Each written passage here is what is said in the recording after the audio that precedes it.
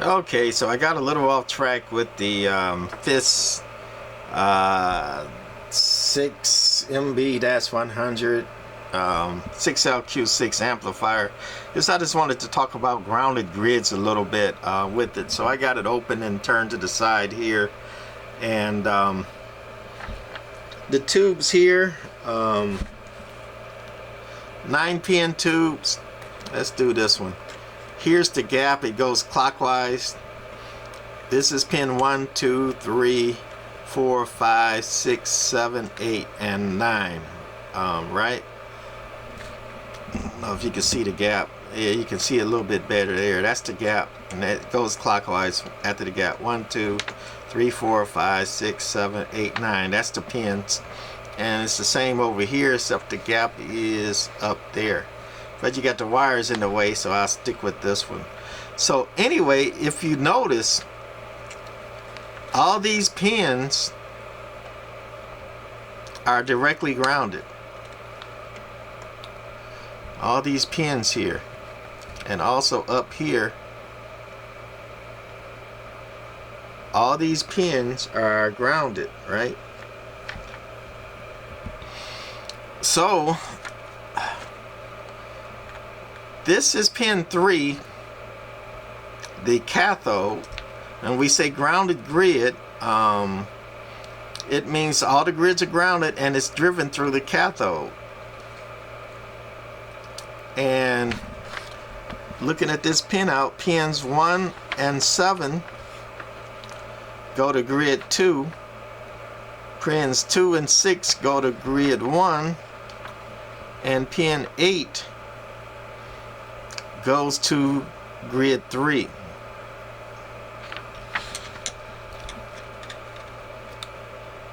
All of those are grounded,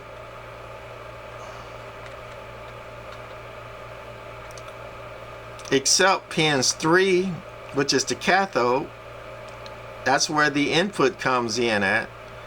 On a grid driven amp, the cathode would be grounded and the input would come into grid 1. However, grid 1, again, pins 2 and 7, or I'm sorry, 2 and 6, are grounded correctly. That's pin 2, 1, 2, grounded. Driven here at the cathode, that's the drive coming into that white coax right there into the 2 tubes. This one goes to the bottom tube, pin 3, and that's the top one, pin 3. 1, 2, 3 on the top. Cathode driven, pin 4 and 5 are the heaters. Must be a 12-volt filament from the transformer, so I'm saying the 12 volts comes in this one, goes out to that one, and then it goes up to the other one. Where would it be? 1, 2, 3, 4. I'm sure there's a jumper across to here from the filament. Well, from the filament here. And then that one's grounded. So your filament's got the 6 volts, and then all the rest are grounded. All the grids are grounded, and that's what they mean by a grounded grid amplifier. They are grounded directly, the grids, and the drive comes in the cathode, which is that I guess upside down U bracket looking thing there on pin 3. The drive comes into that. All these dotted lines are the grids, grid 1, 2, and 3, all grounded directly. And the electrons come off here, you know, with your drive. And then that's the plate on the top of the tube, your plate cap right there. It goes from there through all those grounds and out the plate. That's a grounded grid amplifier. And a grid driven is to drive, the cathode would be grounded, and then the grid would not be grounded. The drive would come in here either at pin 2 or pin 6. The drive would come in to grid 1. The second grid is the turbo grid, When I say it's turbocharged, that's the screen grid. If it was a Tetrode or a screen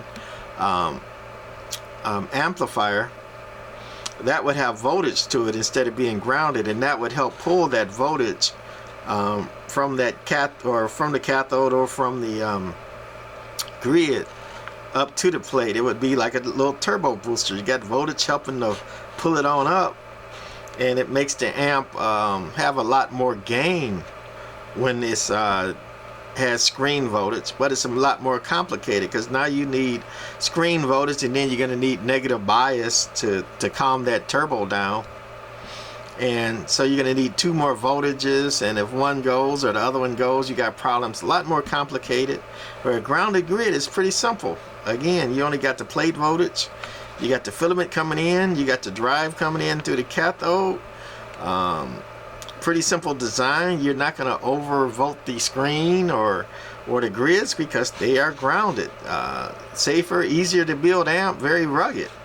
However, it doesn't have a lot of swing, and it needs a lot more drive than the Tetrode or the turbo, what I call them, amplifier. And then the sweep tubes have this third grid coming here on pin 8. It's almost always grounded. It's basically a director to help focus those electrons or all that drive going up to the plate.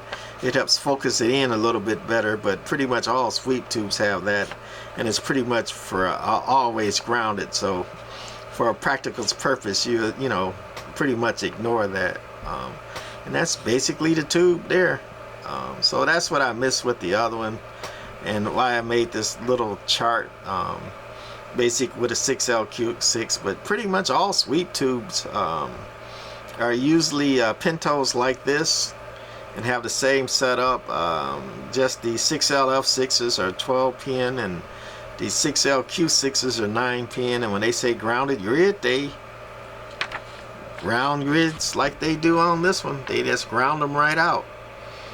Drive it with the cathode coming in, and then ground everything else except the filaments, and then you take off your output on the plate on the top. And even the smaller tubes, I call them the baldies.